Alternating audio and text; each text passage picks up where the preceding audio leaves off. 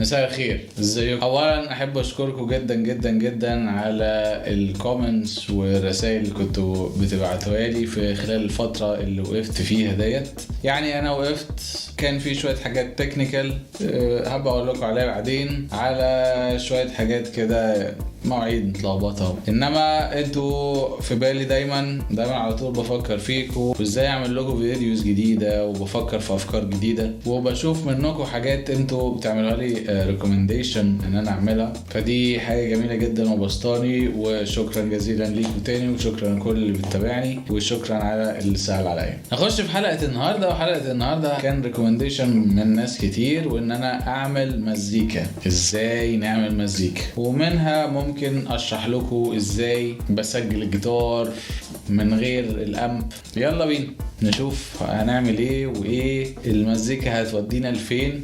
ممكن اعمل حاجه اوت اوف ذا بوكس، يبقى انا متعودين انتوا دايما تسمعوني بلعب روك وكلاسيك روك وبلوز روك، فتعالوا ممكن النهارده نعمل حاجه مختلفه. ممكن نعملها فانك مثلا، ممكن مش عارف، يلا نجرب. على العموم انا اعتقد ان هي تبقى حلقة مشوقة جدا لناس كتير، وفيها برضو حاجات كتيرة ميوزك ثيوري، وفيها حاجات كتيرة كنت قلتها لكم قبل كده. هحاول اجمع كل اللي احنا اتعلمناه في الشانل ديت، واعمل لكم حاجات مبسطة في الحلقة دي.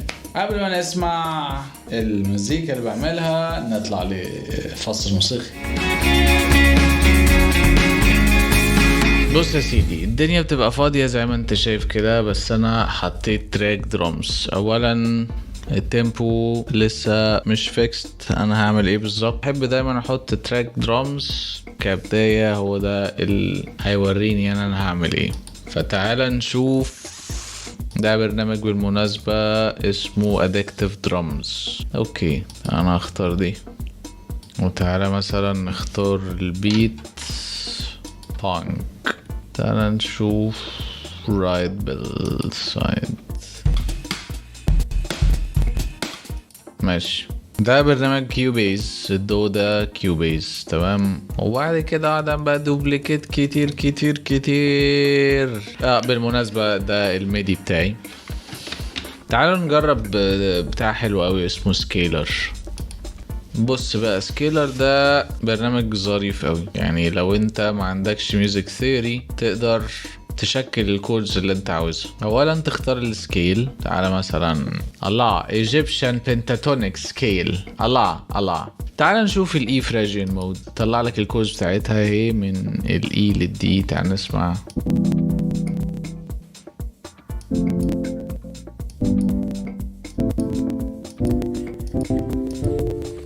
اوكي، دي الاولى، ودي التانية، دي التالتة، الرابعة، خمسة، ستة، السبعة. ده الترتيب بتاع الاي ماينر فراجين. دايما الفراجين بيبقى ماينر.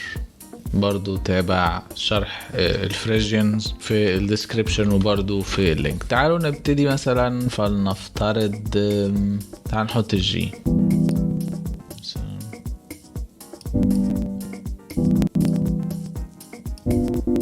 لا،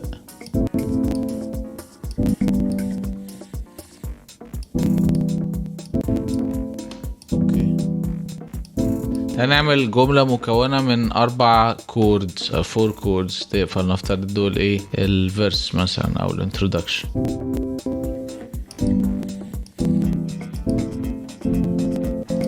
حلو اوي، يعني تالتة، اولى، رابعة، تانية.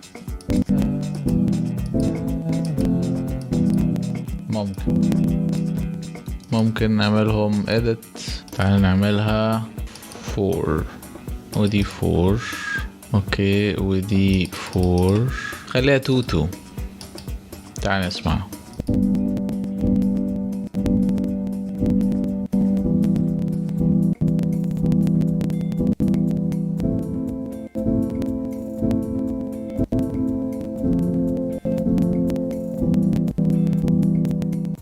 كده انا عملت الكورس بتاعتي يعني دراج. احنا كده بقى ايه بقى معانا الكود بروجريشن. تعال نسمع.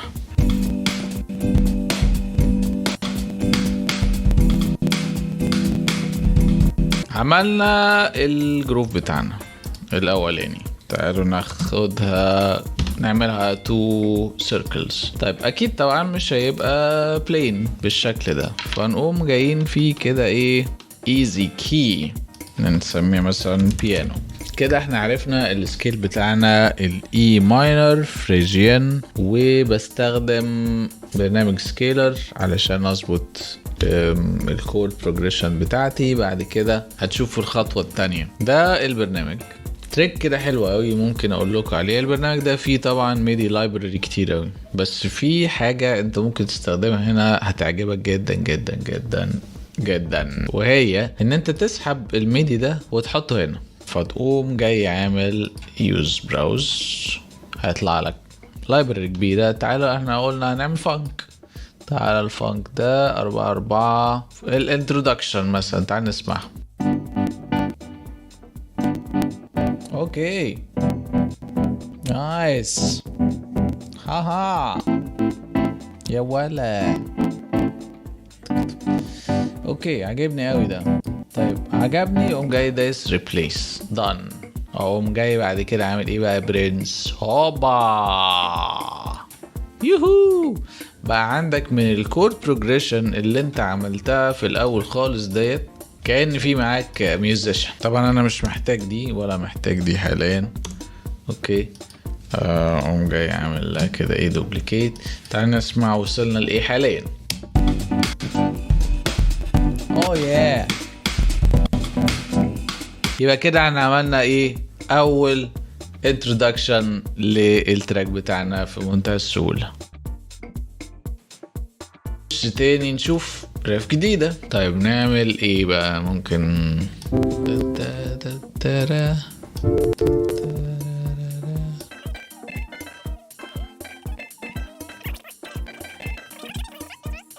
قول مثلا دي ايه، خليها دي الفيرس، نعمل دي. نقوم جايين ايه هنريموف للكور بروجريشن ده ونحط الكور بروجريشن الجديد. عجباني ده جدا جدا جدا جدا. يلا بينا نحطها هنا. تعال نسمع دي بعد دي.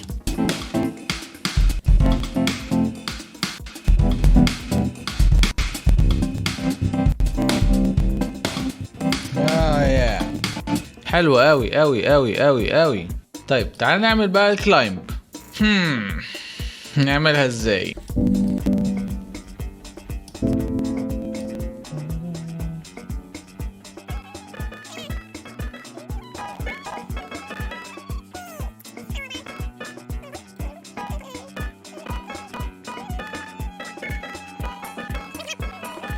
نايس. اوكي انا عاوزهم يبقوا كده 1 1 1 1 عشان يبقى الموضوع سريع. طيب كابتشر، اوكي ستوب ريكوردينج، دراج. الموضوع سريع اهو، حلو كده وجميل وخفيف. يلا بينا كورس تريك.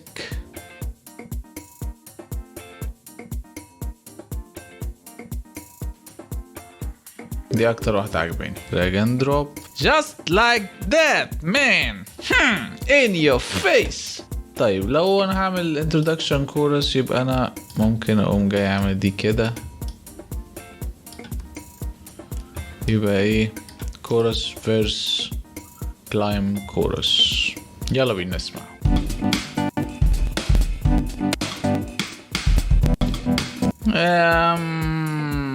مش لايقة. طيب يبقى نحط دي هنا ودي وراها. يبقى ممكن نعمل ايه بقى؟ يبقى نخلي فيرس ده الفيرس والفيرس برضو. ممكن الكلايم ديت مش ظريفة اوي، مش عجباني، خليها على جنب. تعال نشوف دي بعد دي.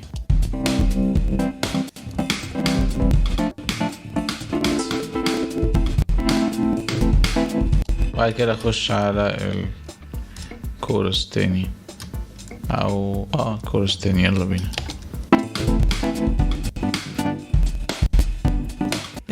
دي مش عجباني اوي.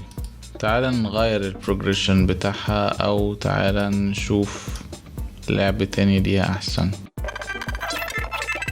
انا دي عملتها كورس. طيب ما نعملها، تعال نشوف لو جربنا مثلا بريدج. تعال نشوف دي.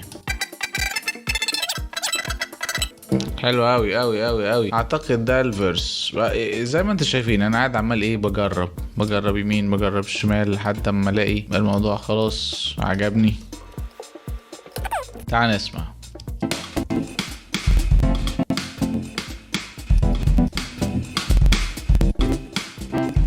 اوه نايس.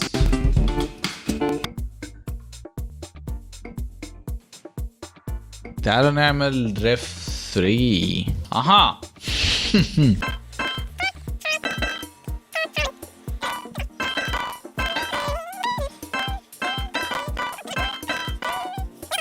two four one. دي كده قفلة من القفلات الإيطالية اسمها كده. كابشر.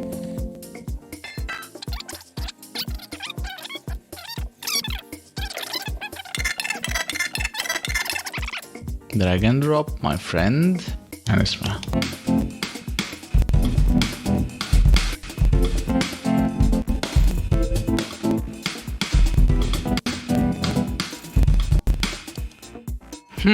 اعتقد ان احنا ممكن نزود كورد اخير اي ماينر هنا. تات تات تات تات تات تات تات تات. يس نايس. اعتقد كده ده هيبقى احلى. هو ده اللي انا عاوزه. دراج اند دروب عشان ايه.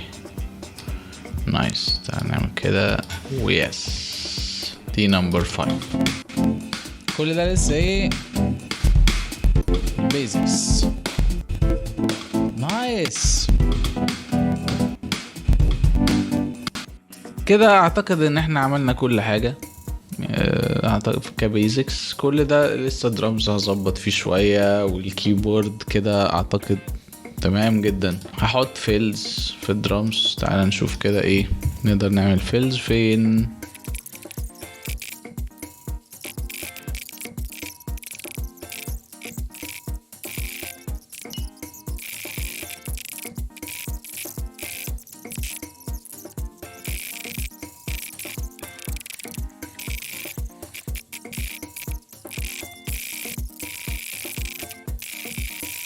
لازم بقى ننهيها ببريكاية كده ايه عظيمة. ايوه بقى يا برنس. ها. انا عندي دي رف. تعالى اديها كولر جرين مثلا ده. وعندي دي رف تانية. اوكي نديها اخضر. ما عندي دي رف تالتة. ولا دي هي الاولانية. لا دي الاولانية. ودي رف تالتة مثلا نديها كلر. طب كده بقى ايه وضحت اكتر مين فين. انا من رأيي ان سيكشن 3 ده كله يترحل ويبقى هو البريدج. وسيكشن 5 اللي هو ده يترحل ويبقى هو الكورس لانه جميل الصراحة.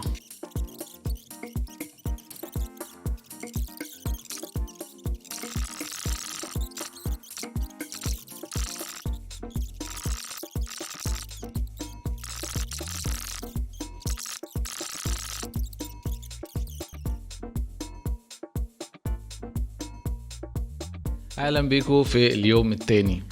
اولا التراك خد مني وقت.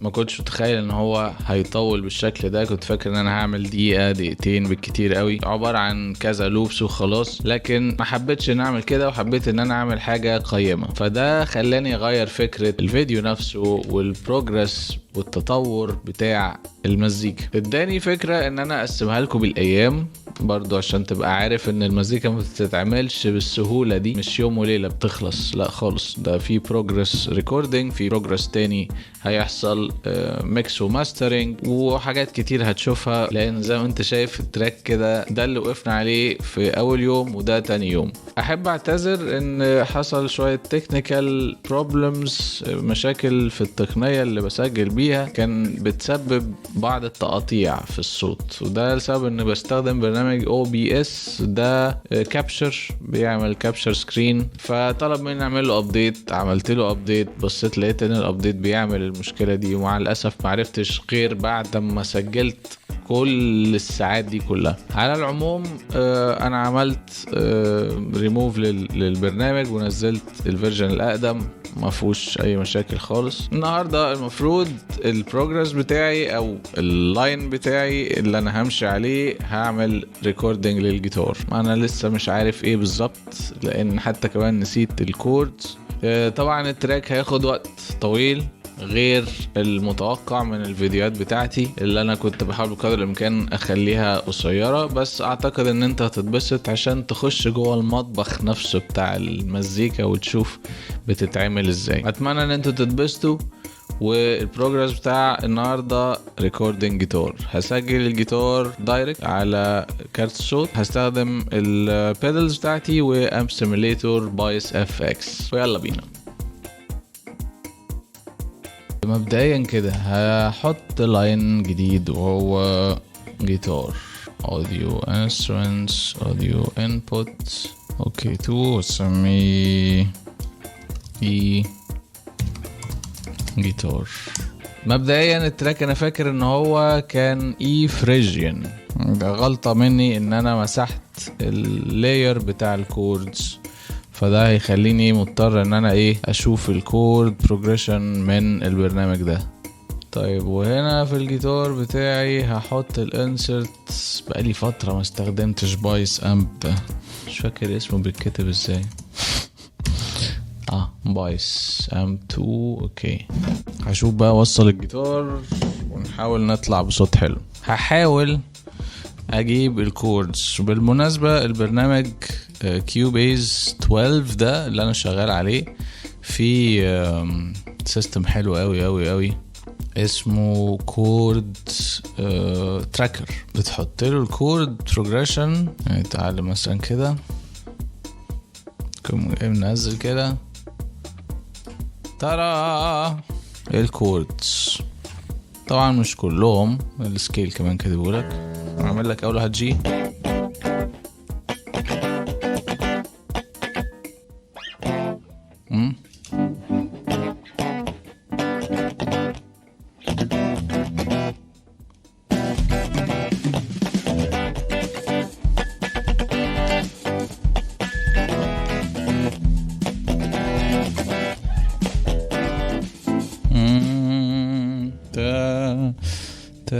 طيب ده ايه بقى؟ فحلو جدا التراكر ده، يعني انا مكنتش متخيل كده ان هو هيجيب بالدقة دي، بس في حاجات طبعا جايبها في حاجات لا. مبدئيا مفيش حاجة في دماغي، يعني حاليا مفيش حاجة فيكست لسه، فانا عمال بجرب. انا عاوز اعمل لوب على الحتة دي عشان اطلع منها بفكرة دي، بس هقعد اعيدها اللي هي سيكشن 2.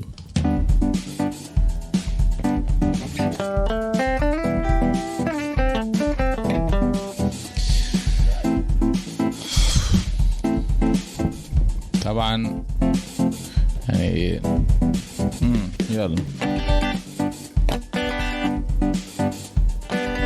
حلوة دي. ايه لا بيلعب نغمات ايه دي؟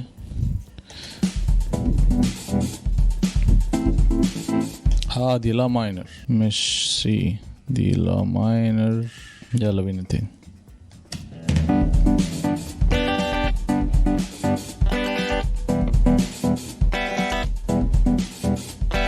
تعال نجرب نسجله من هنا، يمكن يطلع لنا اي حوار تاني بعديها يعني. ركع يلا جيت ريدي.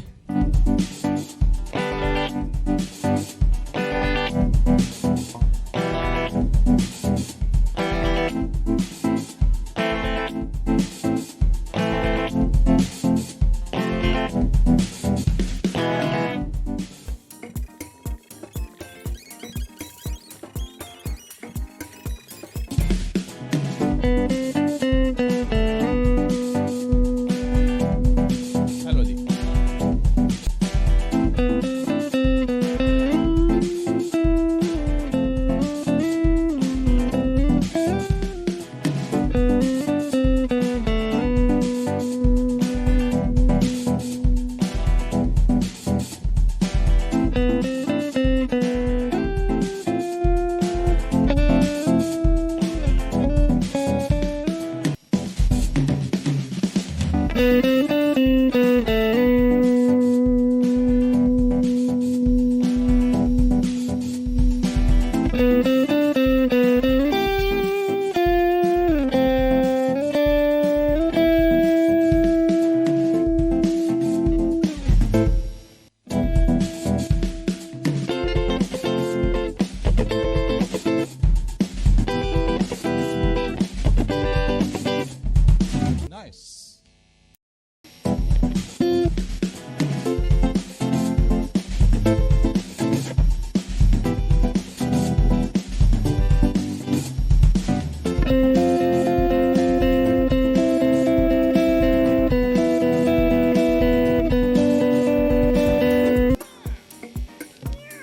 كان تراك فانك، بس حاليا دلوقتي مش قادر اقول لك الستايل عامل ازاي.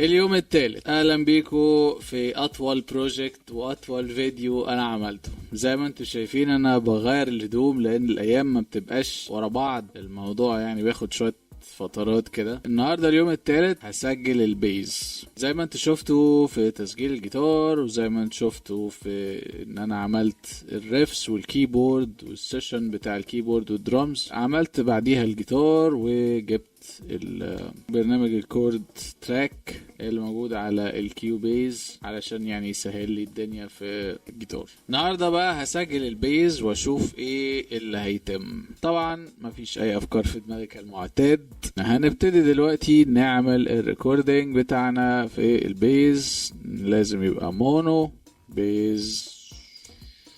اوكي، يلا بينا نجيب البيز ونشوف ايه اللي هيحصل. وادي الكورد بروجريشن موجود اهي زي ما انتم شايفين هنا.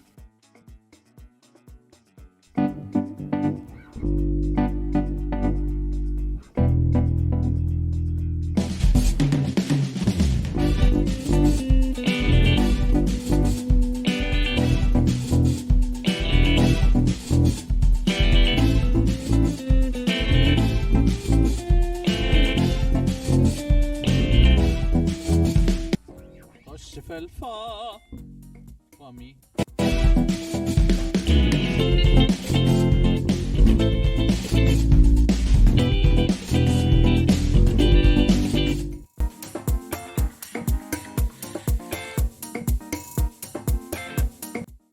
بعملها كده اسمها ايه، كوانتايز. ساعات الواحد فينا ما بيلعبش صح، ف بيضطر ان هو يعمل editing كده عشان يبقى ايه الحاجات ماشية مع بعضيها، ends مع بعضيها وهكذا. لما بيحصل ان الالات بتعزف مع بعض في نفس الوقت كده بيبقى لازم نعمل حاجة اسمها ماسكينج. ده عبارة عن ايه؟ عبارة عن ان انا بحاول اوسع ما بين الحاجات اللي بتلعب في نفس الدخلة عشان ما تعملش صوت دوشة في بعض ويضربوا في بعض، الات تخبط في بعض لحد اخر نوتة. واقوم جاي عامل اوديو واعمل باونس سيلكشن. بص هيغير لك شكل التراك ده دلوقتي. بص من غير كاتس ولا حاجة، عشان لما اجي اخد اللوب ديت اعملها اكررها سهلة. يعني اهي في الحتة دي انا قلت هكررها، واقوم جاي هنا ايه بكل سهولة واخدها كلها على بعضيها والموضوع يبقى سهل.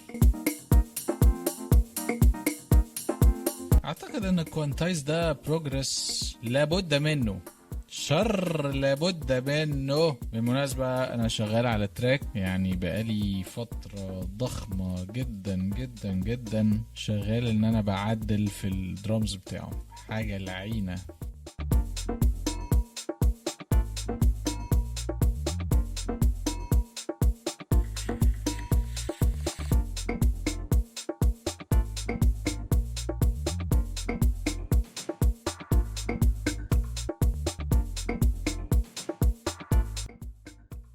ده كده كان تيك اليوم الثالث almost 1 hour.